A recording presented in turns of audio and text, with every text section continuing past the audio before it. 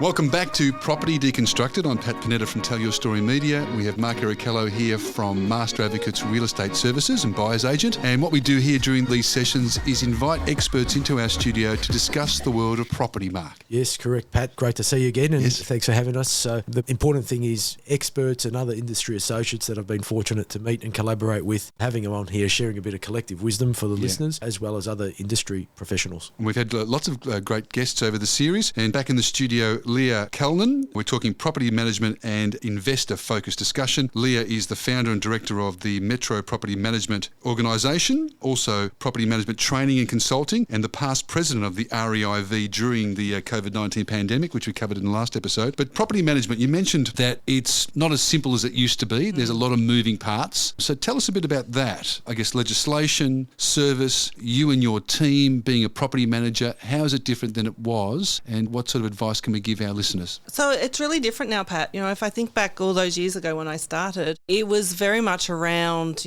collecting the rent, doing the maintenance, leasing the property. That was really the responsibilities of the property manager. But, what we've seen over time is introduction of new legislation. Back in 2021, we saw 133 pieces of legislation changes that came into the property management space. So there was a large amount which incorporated, minimum standards and disclosures and safety checks and a whole lot of things. So it's really created a necessity for people to understand if you want somebody to be able to fix a problem, you need to be paying higher fees. And I know most investors don't want to pay higher fees and, they try and crunch where they possibly can, but it's no longer just as simple as just collecting the rent. So getting a property manager, you'll have to pay for the service. Yeah, absolutely. And now that there is the additional legislation requirements, there's a lot more strategy required when you're actually managing properties. It's not just, the rent comes in and the rent's dispersed to the owner. As Mark was saying off air, we saw about 40% of the industry actually leave during the pandemic, and that was a combination of being burnt out, maybe an exit opportunity. And COVID was really, really difficult for the PM space. But I think it does really give an indication now that, gone are the days of owners paying cheap fees because, that old saying, you get what you pay for, that's for sure. A lot of people left the PM, the property management space, and as you say, various reasons.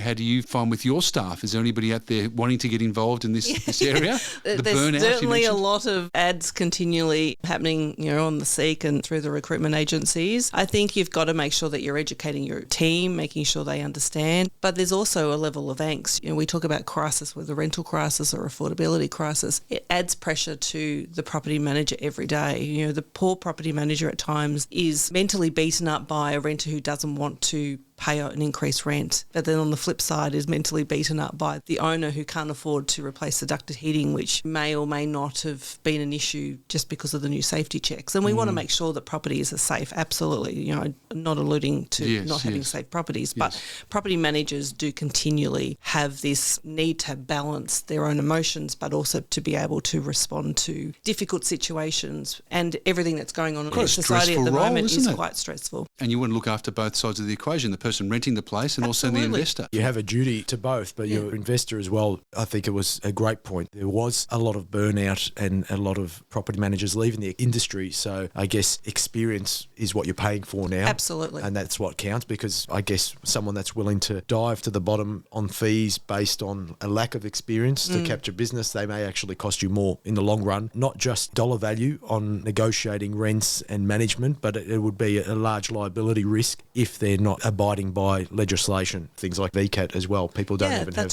funds for you have to be skilled in VCAT, and now we've had the introduction of the interstate party legislation, which means that for an owner who resides out of Victoria, excluding a territory, that matter is actually heard in the magistrates court. So again, that's not a skill set that every property manager wants to have or needs to have, but you have to pay for that service in order to have your matter resolved. And VCAT, for the listeners that aren't aware or haven't invested in property before, it's the Victorian Civil and Administrative Tribunal, so they hear the residential tenancy matters and other housing matters as well. It is an area where if you haven't got experience, you get, I guess, a baptism by fire. Yes, you do. Which was, I was thrown into it without much training in my younger days. But, but you do learn quickly.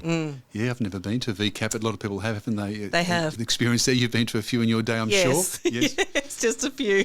Setting the rent with the interest rates going up. Hopefully not. No, that's right. Yeah, It's tomorrow, isn't it? Yeah, at this point of recording, it is Monday the 5th of June and they're meeting tomorrow, so we're not sure what's going to happen there. That's another emotional roller coaster for you. Tenants, investors having to change. There are good tenants, so what do you do? But of course, mortgage rates are going up. How do you sort of pay the bank if you're not making the money back from the rent? That's right. And there is a level of guilt that often owners will experience when they need to increase the rent, particularly if they've had a tenant in a property for a long time. And we want long-term tenants, but we also need to be mindful that often the rent becomes very out of sync between what they're actually paying and what market rate is, because there is a desire for time to time for investors to solely want a long-term tenant. But ultimately, that can cost them in the long run, because when that tenant does vacate, you don't have that benefit of a change of tenant every few years where you can get in and repaint and recarpet or do little maintenance items. When you've had a long tenant for, say, 10, 15 years, when they ultimately vacate, you then have $10,000, $15,000, $20,000 worth of work that you need to do in order to bring it back to market rates. There's that mixed perception at times that having a longer term tenant is hugely beneficial from one aspect, but it can create cash flow challenges for the owner on the other side. Something reasonable and meeting that is where the expert service comes in, monitoring the market, being there day to day. There are a lot of changes. It's not just a discussion for property managers anymore about what's happening in the rental market and sentiment. You do get calls straight after there's news of an interest rate rise or state budget and land tax decision. The fixed loan probably will be the discussion property managers receive first. Yeah, that's that cliff coming they're talking about, that you're on a fixed rate. That's right. Is that right? And then now the bank's going to flick it back to variable. So,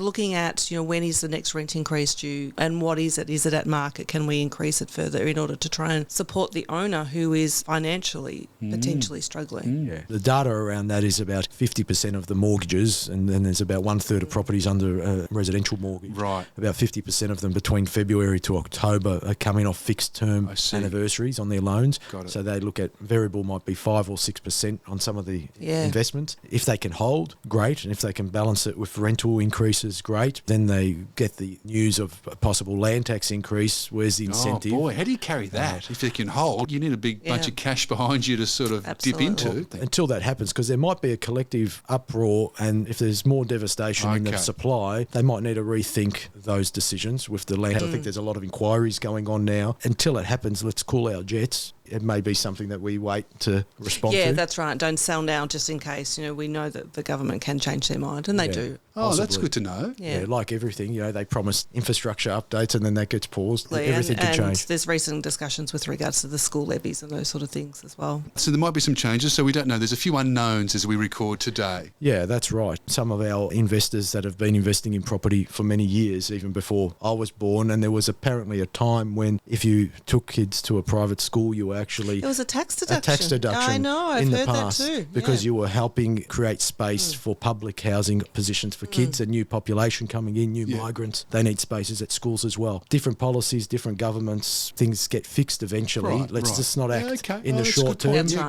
No knee-jerk reactions. Absolutely, because I think they've got a bit stars in their eyes, and this is the government, tax everybody and replenish our bucket. It's a lot still to play out there, I think. Absolutely. Yeah. I mentioned in the last episode, were you giving an update to the REIV from your farm? Is that right? Yes. Live on sort of Zoom or video? Or? Yeah. So during those 2 years at COVID, we were living on our farm, which we were very fortunate. And, over that time I had lots of, animals that I adopt and they'd move in. Every day I would do a video of some sort, and they'd be in different locations, and sometimes there'd be chickens that would run around, or you'd hear a horse neighing. But there was one particular one, there'd been an announcement on, something around changing for agents to be able to get in and do inspections or something along those lines. And I was doing, my selfie updates, and I could see one of my donkeys wandering around in the corner of my eye. I lost her, and then she bit me on the behind. Right. Yeah, and I did scream and all the rest, and everyone thought it was hilarious. Yeah. Through everyone. Did they know what happened though? You just screamed out of nowhere. Yeah. No, I did say. I was like, I've just been bitten by a donkey. The donkey just bit me on the bum. Yeah. So did you drop the F-bomb or anything? No. Jeez, that's good of you.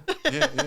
I think the donkey knew that she was live on the... I think she just wanted to get back in the screenshot. She's like, Mum, could you move to the left so I could have full frame. But yeah, the animals were well attended to, the videos. So you got donkeys on your farm? Yeah, I do have little miniature donkeys, yes. Oh, that's cute. Yeah. Yeah. Mm-hmm. Yeah, with the big floppy ears and all that. Yeah, this particular Millie, she has gigantic ears. Yes, gigantic ears. So, when are we going to go to Leah's farm? it'll be fun. I like that. Bring the animals kids. are fun. Yeah, Yeah, My it kids is. getting It's a bit like a big now. zoo. What about your dog, Mark? Your big dog's like a donkey. He's got a big Alsatian. Yeah, Got a she's big donkey, she's getting to 40 kilos now. She's 3 years old, and she's a long fur. She scares a few people, but more just from her size. She's, she's a big teddy bear. Big teddy bear, yeah. I've seen people sort of coming Across the road? Yeah. That'd be me. She took a packet of bacon off a guy coming out of the milk bar once. He held on to it, and she didn't break the seal. He was laughing. But All right, well, it's always a pleasure to have you in the studio and your guests. So let's thank Leah, and Leah. it's so good. Yeah. thank you so much for sharing. Thanks for having me. It's great. Thanks for being here. Thank you, Leah.